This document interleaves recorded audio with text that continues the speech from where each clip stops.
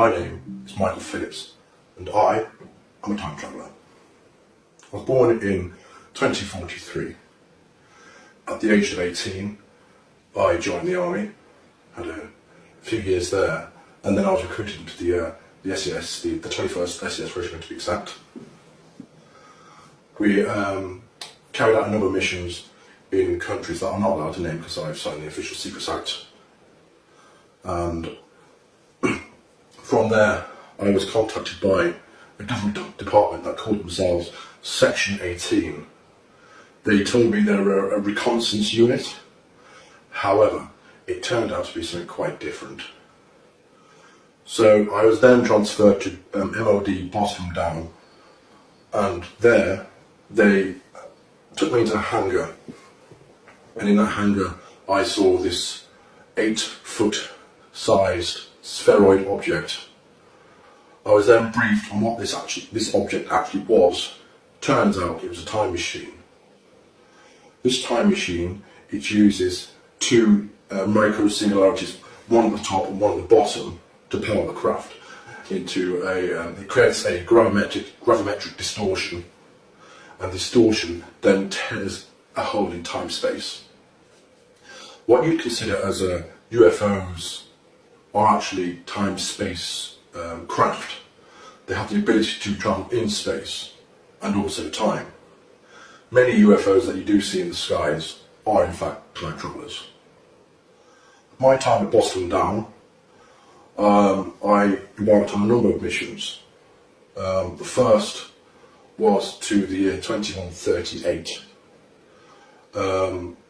which was very interesting because it was not at all like I know the Earth to be now. In fact, it was rather polluted, and people were quite tribal, and it wasn't a pleasant place to be. Anyway, a little bit more about my time, 2075. All in all, it's not bad. There were a number of Earth changes which I do want to warn you about, which did change the Earth. Global warming continued. The major governments of the world did nothing to change that at all. So this is kind of a plea to change your ways. Another time traveller from, I think it was 2038, he came back. His name was Titor. He came back to 2000, I do believe. And he thankfully stopped a civil war in America, which was supposed to kick off in 2008. However, he got involved with the American intelligence authorities and the time travel program there. And it was decided that America needed a single unifying event to bring the country together and to avert a civil war. And that event was 9/11. Titor went back, I do believe it was May of 2001, just before that happened. So that's what happened there, and he did change the timeline, so the civil war in 2008 didn't happen. More towards where we are now, where I am in 2018, which is odd because it's the first time I've travelled backwards in time. I've always travelled forwards.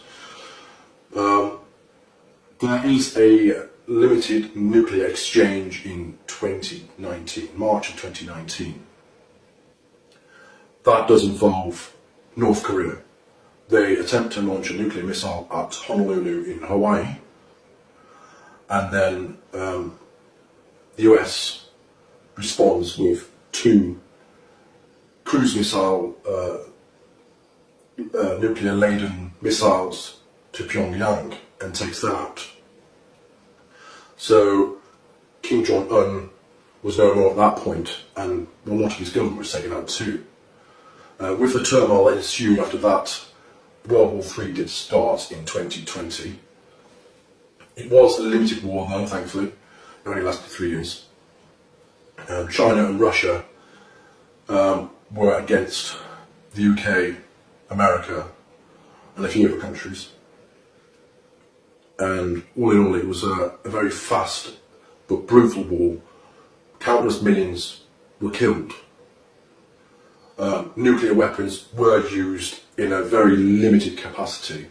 Very limited, thankfully. Just battleground nuclear weapons. What else can I tell you? Oh yes, 2022, California, LA to be exact, is hit by what they term the big one. There was a very, very massive 10.2 magnitude earthquake there, which completely decimated the city. It actually cracked the fault line straight across California. As a result, California sits a good 10 feet lower than it used to. With rising sea levels, that did cause California and surrounding areas to be flooded and to no longer be habitable for people. People had to move out. What else can I tell you? Donald Trump, he clung to power for 2 terms, tried for 3. However, he was impeached, he was finally got rid of. Then you had Oprah Winfrey, believe it or not, to try and run for the presidency. She was not successful. There was a man called Michael McIntosh who actually succeeded. I'm not sure if he's a name that's about at the moment, but that was in the mid to late 2020s. On the plus side, in the mid 2020s, we did land on Mars. We had the first land on Mars, which was good. It wasn't by NASA at all, it was by SpaceX, Elon Musk. They sent a number of missions up there in the early 2020s to prepare for the manned mission to Mars.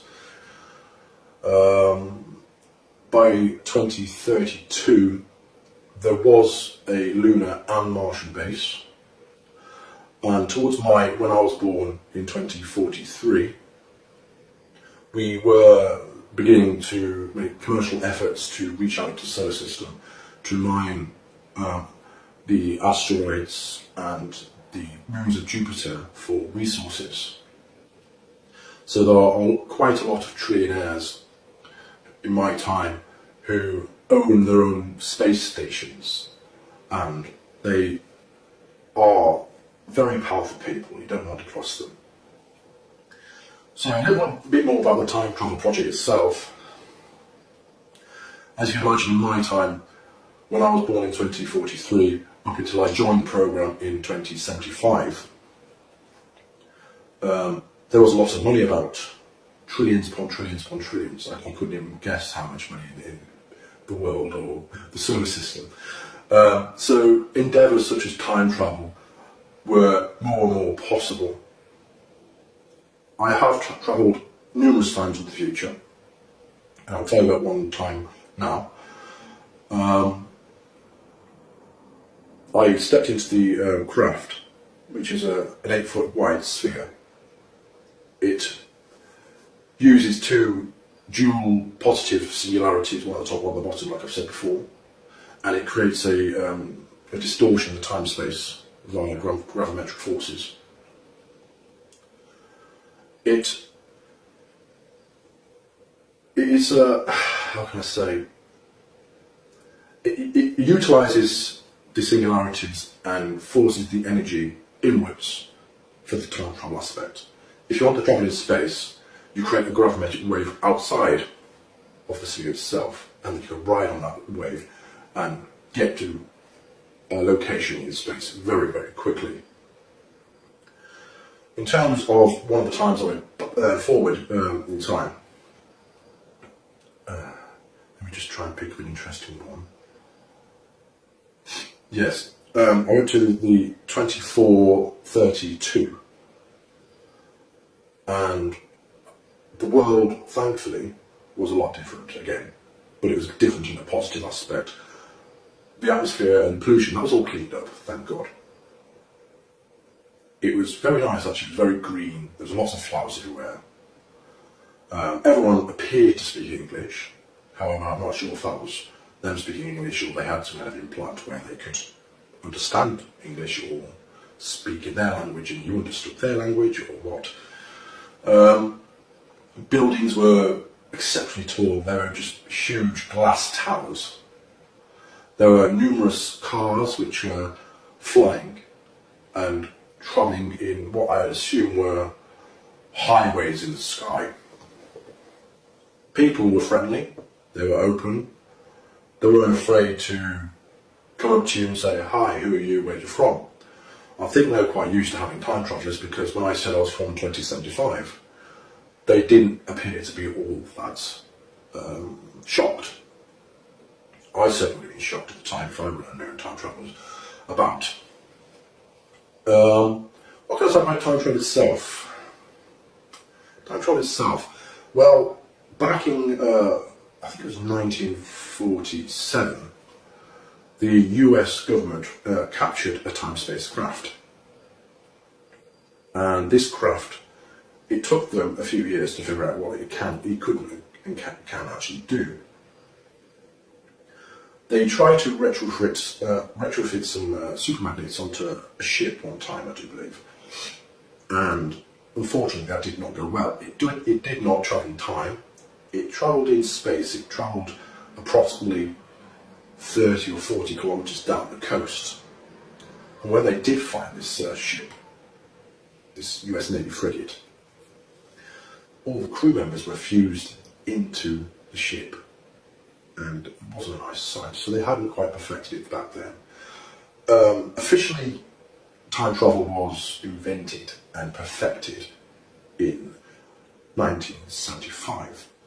There are a number of operatives who went backwards in time mainly because they wished to try and change various historical events such as World War II.